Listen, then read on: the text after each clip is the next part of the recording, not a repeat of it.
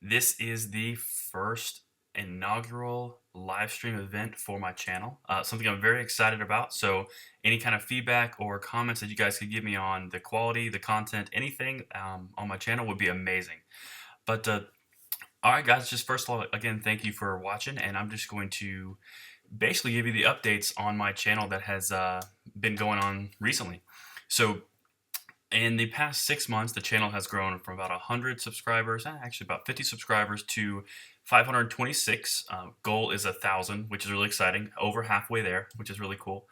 Then we're going forward from there, but that's my immediate goal. There are almost 100,000 views on the channel, which is very exciting. And then after that, there's over 280,000 minutes have been watched on my channel since I launched it in October, November, something like that. I really started getting into it. So just thank you guys. Thank you so much for your time, for your energy, and just your comments, because it's really is humbling that you guys would spend so much time listening to what I have to say. It's fantastic. And so thank you. But what I'm going to do today, guys, is I'm just going to go into some comments that I've had about different videos on my channel. So not one in particular, just the comments that I found the most appealing to cover for more topics. Before I get going in the future, if you guys want to call into the show, I do it at different times on different days. Just call in and just be on basically an internet talk show about guns, bullets, anything. The email to be considered for that is LIVE, so it's live at langleyfirearmsacademy.com. So just shoot me an email there, and we will see if we can get you on the channel and see if you can be on the live stream, which is actually pretty cool.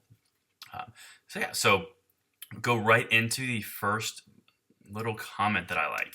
It is this one.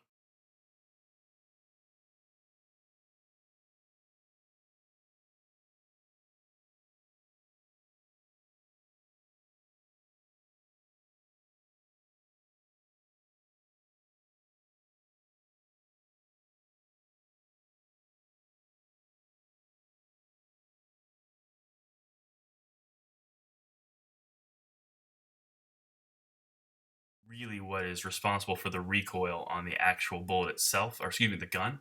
So the projectile is not the issue. It's what's pushing the projectile. Okay, so if you have more powder, you have more pressure. If you have more pressure, you have more velocity on the bullet. However, the caveat to that is if your bullet is heavier than another bullet, then that means you're going to have more powder equals more pressure sending that bullet out.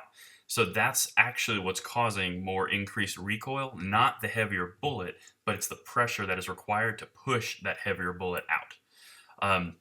That's a common mistake. A lot of people think because it's a 40, it has more recoil. Well, that's not actually technically true. It's actually because it requires more pressure, more force to actually push that bullet out the chamber and out the barrel and into your intended target. But that's a very good question. I just thought that was very interesting and a good little first question.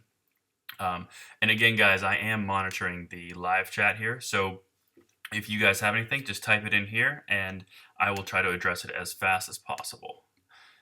All right, so now going on to the second.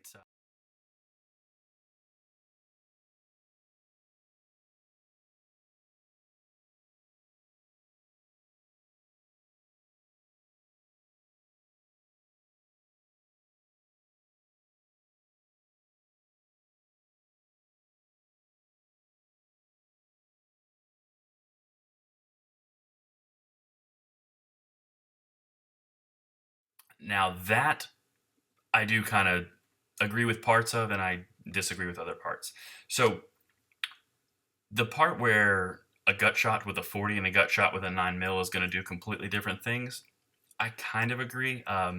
It really depends on the type of bullet you're using. If you're using a hollow point on either one of those, the person is probably going to be impacted a little heavier on a 40 caliber than a 9mm.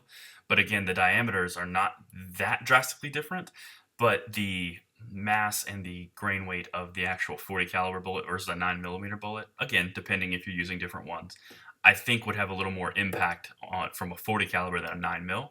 Again, I've never been in that situation, so any military that is on this channel, please forgive me. I'm not talking from experience.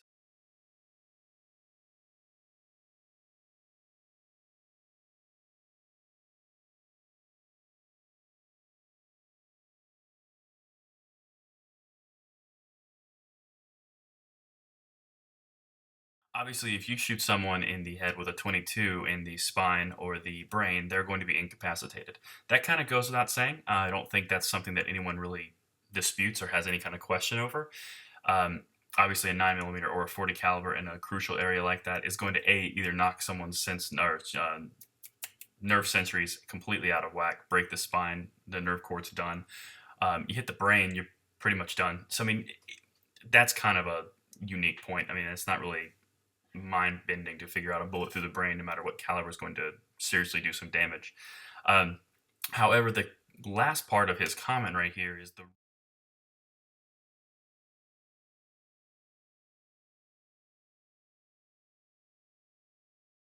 incapacity. Nah, well, take it back. I kind of agree with that statement. Shot placement, 100% agree. Capacity, I mean, obviously, the more bullets you have in a war zone or a battlefield, that's going to make a little bit more sense. You have multiple enemies, you have multiple bullets. A plus B equals C. If you're a concealed carry advocate and you're just carrying to protect your family, or you're carrying your sidearm to protect yourself in a rough area, most pistols that people conceal are going to carry 15 bullets in a 40 caliber, like the Glock 23, or the Glock 19 is going to have 17 bullets. So, I mean, yeah, capacity is awesome, but you're only really gaining 2 bullets. And on top of that, if you need to shoot more than 15 times, um, you're either fighting a very large gang in an area you should not be in, or you need to be my client, because 15 bullets should not be what it takes. I mean, the whole idea is to be able to defend yourself and back out of the situation, not fight into a situation. Again, if you guys have seen my other videos on my channel, they are all from a standpoint of a defensive nature. They are not an aggressive nature. I do not teach, or I do not teach pursuing a threat. I teach getting out defensively, unless of course there's an extenuating circumstance, but usually that's the best method. If you are in the military, that's a completely different scenario, and that's a whole different school of thought. That's a whole different school of shooting. So if you're actually in the military, you can kind of understand that I'm training civilians and I'm talking to civilians mostly, versus military. Obviously, in the military, the more bullets that you have, the more bullets you can suppress the enemy with, the more bullets that you can actually effectively win a battle with or an engagement. I completely get that. I don't think that my videos are intended to argue that our army should use a 40 caliber over 9 millimeter. You guys do great. I mean, our military is the best military in the world, and I think that's because they have the best people in the world. You guys do your 9 mil. You use 308. You use 223 or 556. You use 50 caliber rounds, 338 Lapuas. All of those are meant for a very distinct purpose, and they're going to do the trick no matter what happens. So we're kind of talking about apples and oranges here. Just to kind of wrap up his comment. I'm gonna check over here, guys, and see what you're saying. Just because he's my friend and he's commenting in the channel, my favorite GoldenEye level was definitely Complex. Just saying. I'd throw proximity mines everywhere. But that's it. That's all I'm giving you, Jared. I'm not giving you any more. All right, guys. I'm getting back to my intended discussion here.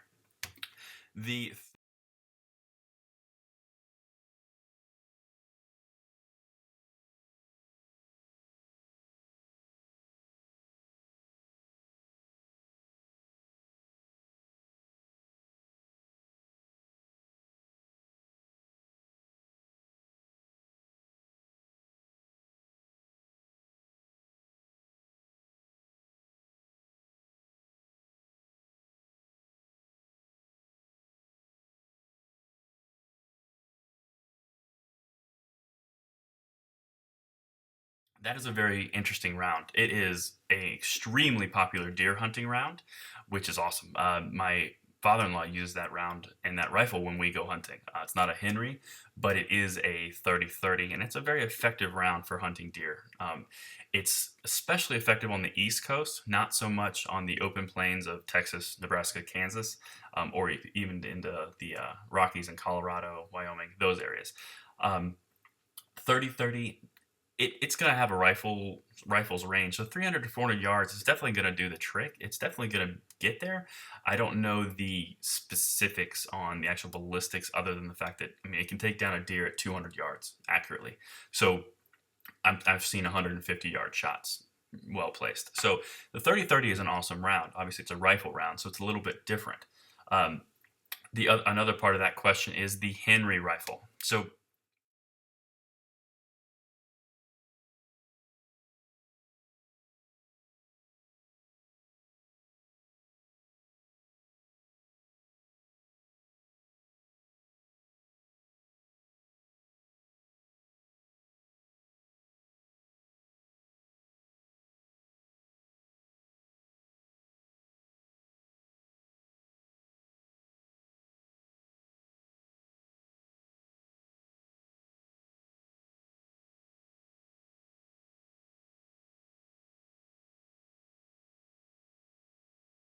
those are pistol cartridges. So you can put five, six, seven in that tube in the front of the on the bottom of the Henry, and you can really have some fun. It's a really awesome gun. The only downside is the 38 specifically doesn't really have extremely long range. 300 to 400 yards is going to be very hard to accurately place shots.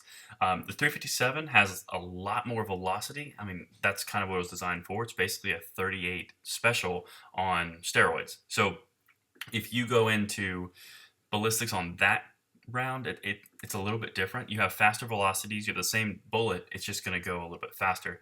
So I would not do long range shooting with a 357. So I'm going to kind of initially throw that one out. The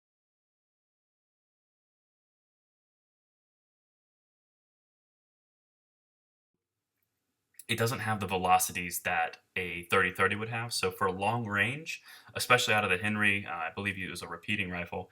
I would do the 30-30 all day. Has the versatility of a hunting round, but I know that's not your purpose. But it does have the 30-30 distance and power, whereas the other rounds are pistol rounds, and they are excellent man stoppers at short range, but they are not necessarily distance shots. So that's kind of my opinion on that specific comment. And wrapping that up, make sure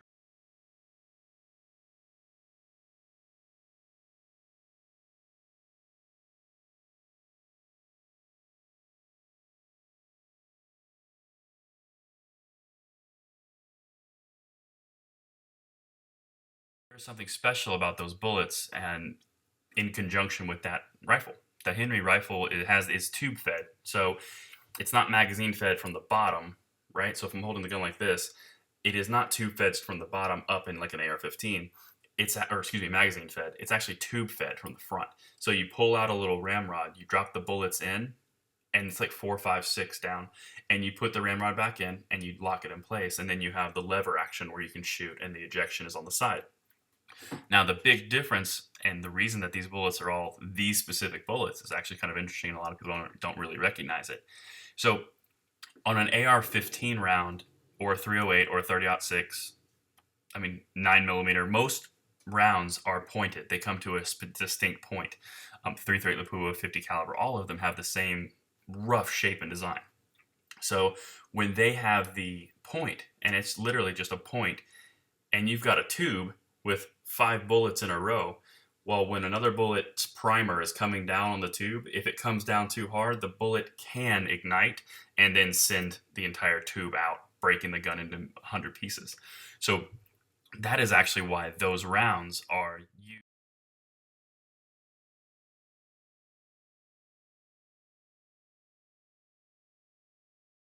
blunt nose bullets. So at the very top, they're basically just they look like a 40. They're just blunt nose, so they don't hit that primer and ignite bullets prematurely. Uh, just a little fun fact because a lot of people don't recognize that in these guns. All right, so let's go on to number 4.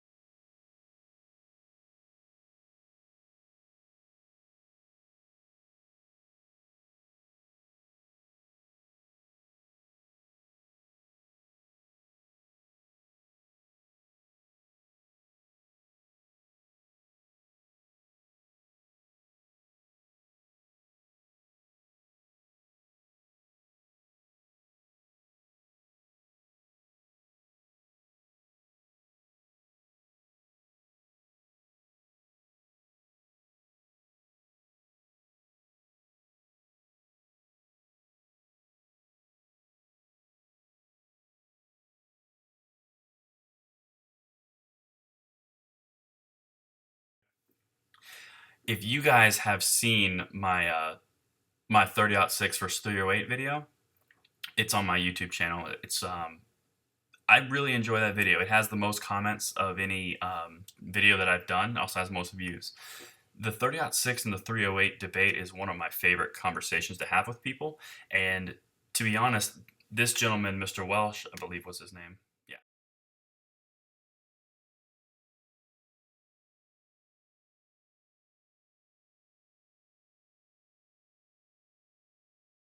308. 762 by 51 or 762 x 51 is 308. Okay, it's just the civilian designation, which is 308, and then the military is 762 by 51 millimeters. So they're the same bullet. Um, the main difference here is 308. If you go back and watch that video, there's a lot of differences between that and the 30-06. The 30-06 for me, because I'm a reloader, and if I'm going to be prepping, I'm going to be prepping with a 30-06 because I have so much more versatility. Honestly, in a perfect world, I get both 308 and 30-06. Hopefully one day I can have both. But if I had to choose one or the other, I'm going 30-06. The reason that I'm going 30-06 is simple. It's an extremely versatile, extremely powerful round, and it has more of an edge over it in economy, in ballistics, and everything than the 308 does.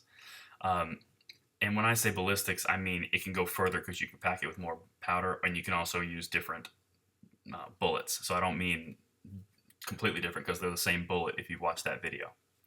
But the 308, yes, it's a completely versatile round, and it's well regarded in its own right. But in the military, 308 and 762 by 51, same thing. But yeah, you could run across it, but that's not what you're going to be using in a battle type scenario, or assuming to this comment, you're not going to be using a 308 as a battle rifle. Usually, you might be.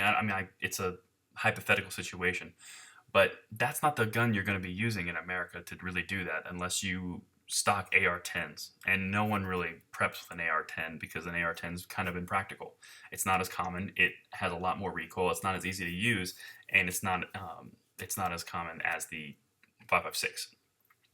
So the reason that I have 30-06 is because that's my hunting rifle. You only need 200, 300 rounds of 30-06, and you have everything that you need to do any kind of hunting, any kind of defense from long range. Anything that you need will get done with that amount of bullets, and you can reload for much, much cheaper and control everything from a standpoint of which bullets you want to use, the velocity that you want to go with, a lot of different variables that you can do. But that's why, to me, the 30-06 is such a big deal.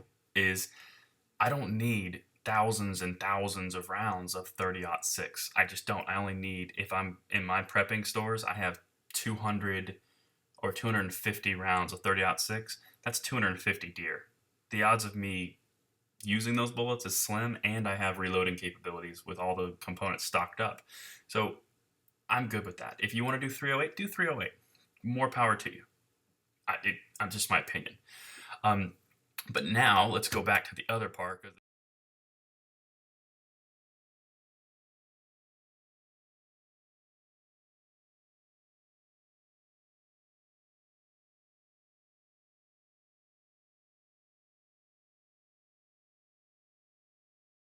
I'm not gonna agree on the expense part. The 308, if you're using quality components and quality bullets, it's not more expensive to shoot. It's about the same. There's a little bit more brass, but it doesn't make that much of a difference.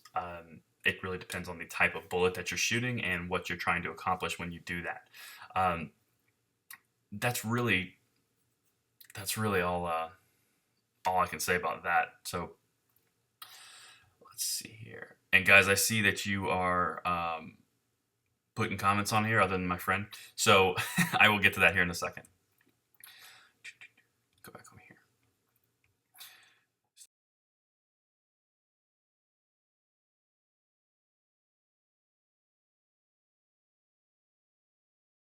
I haven't seen Steelcase 30-06 is because Steelcase sucks. Just frankly, Steelcase can mess up your gun. It can mess up your chamber. It doesn't extract properly all the time. There's a reason it's steel, and you can't reload it. There's a reason it's cheaper. That's why. The other part to this little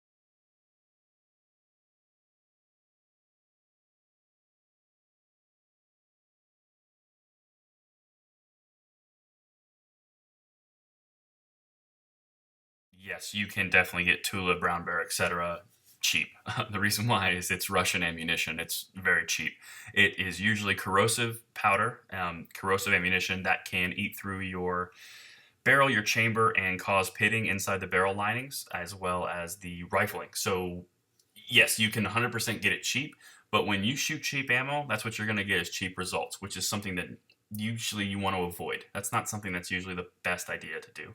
Um, Also, we're talking about a completely different dynamic here, as in the front part of this comment. The front part of this comment was geared more towards shit hitting the fan or prepping or preparing for the end of the world, which is one thing. So if um, if you're talking about that standpoint, okay, that's one side of the argument. But if you're just talking about going to the range and shooting cheap ammunition, that's a legitimately different conversation. So that was kind of the part that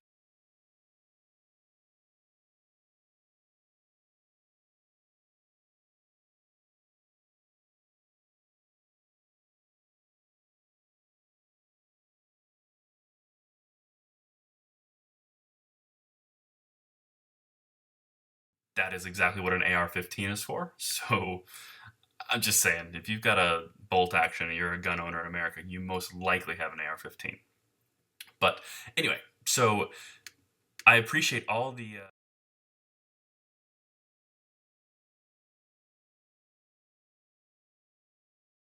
I've got two questions that I want to address that I just saw actually on the stream. So I'm going to dive into that here for the next 7 minutes, and then I will let you guys go back to whatever you were doing.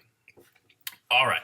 So the first one here is by a guy named Jared. So, what's your recommended starter home defense gun? If you're talking about a specific type of gun, it really depends on your comfort level. If your wife is okay having a gun in the house, her comfort level, it really depends on what you're going to be doing. It also depends on your environments. If you live in an apartment, you're probably not going to want to get a shotgun with a slug. If you live in a house, shotgun with a slug could be a drastic option. Um, a 38 revolver, you could do that. There's lots of different options. You have semi-automatics with 9 millimeters, 40 calibers. I recommend 9 mils, but for a starter defense gun. But a lot of people will immediately jump to a shotgun for a first home defense. If you talk to anybody in the gun world that has kind of experience with guns, but not really trained anybody on guns, what they're going to start to say immediately is a shotgun. Well, the only problem with the shotgun is, in order to do any kind of damage with a shotgun, you need to have a 12 gauge, and a 12 gauge shotgun has a significant amount of recoil. So, yes, it will do the trick, but you fire one time, you got to completely recover, and you have to put another shot there if you need to. On top of that, the biggest drawback of a shotgun, especially if your wife is smaller and a little more frail than you are, kind of, um, you have to consider what that gun would do to her comfort level, and her worry level that gun would bring. A lot of people, because of that part of the argument, will go towards either a revolver in a 38 special, or they will go to a semi-automatic like a Glock with 9 millimeter. Um, that's pretty typical of those two choices. You can do a shotgun, but that's pretty aggressive. Shotguns are very powerful guns, so just keep that in mind. But a 38 special revolver has 6 shots in it, and if you go from a standpoint of the defensive aspect, if you're hiding in a closet or a room and you're aiming at the door with your family behind you, that's a good option for you. If you are using a gun as a carry piece, as a concealed carry, I would more so go towards maybe a 9 mil, depending again on the function and how comfortable everyone in the house is with that gun, and if you've been trained properly or not. 9 millimeter, the advantage of the semi-automatic is you have a lot more bullets if you are a bad shot. If you're a 38, in the 38 revolver area, you have a lot more reliability. It doesn't jam as easy. Now, granted, the gun does not actually jam on the 9 millimeter automatic. It's usually user error, but the potential does exist. That's why 38 specials are still kind of hanging on. but they're good options. So that's actually a very good question, a very common question that I get. And another question that I just saw, let's see here, Tyler, what 300 Win Mag round would you recommend for elk? Um, 300 Win Mag is a beast of a round, Tyler. And 270 Win, I wouldn't use a 270 on an elk. That's just my own opinion. I'm not gonna, call DNR on you, but first of all, check the legal ramifications of using a minimum round on an elk. But I'm not sure 270 qualifies. I'm not sure. I don't live in elk country, but consider that. Just make sure you research. Between those two rounds, I would definitely do a 300 Win Mag. Um, the reason that I would do a 300 Win Mag is it's a 30 caliber bullet. 300 Winchester Magnum is what that stands for. So the velocities are increased. The actual specific powder reservoir is bigger, so you'll get more velocity and more terminal ballistics inside whatever you're hunting. 300 Win Mag, from a standpoint of which bullet, obviously I would recommend doing a hollow point. Just a straight long distance bullet might be a little cruel and wouldn't put the animal down quickly enough. I would go with a minimum 180 grain bullet, 168, 180 grain bullet for 300 Win Mag. That'll put you in the very fast velocities in the 2500 to maybe 28 in FPS or feet per second. But that's the 300 Win Mag round that I would recommend. Obviously, like I said, make sure that you have researched everything that you need to research in order to legally hunt that deer. I played Goldeneye, so I think we can assume I'm a pretty good shot. It hurts. I can't respond to that. Oh man. Well, guys, the live stream is wrapping down. I thank you so much for tuning in. The next one I will announce on my YouTube channel, and if you want to be on, just call in. We can talk about anything. Again, that email is live@langleyfirearmsacademy.com. Send me an email and we will work something out. Just tell me what you want to discuss and if what times work for you, and we will see if we can put something together. Secondly, I am coming up on the 100,000 mark on my views for my channel, collective views across the board. So what I will be doing is a very, very special video. Lots of bang bangs, which is really awesome. I'm really excited about it. I've contacted a machine shop and gun shop here in Atlanta, where I'm from, and we are going to take a few toys out of the range and really make some cool videos and some awesome memories. But guys, that's all I've got for you. Those videos will be coming out here in probably the next 2 weeks, week and a half, 2 weeks, once we hit that 100,000 mark. And I'm really looking forward to it, and I'm really looking forward to more live streams, because this was actually really, really awesome. And I look forward to seeing you guys online a lot more and making more videos for you guys. So thank you again for watching. I'm Braden, and I will catch you guys on the next one. This is Braden signing out.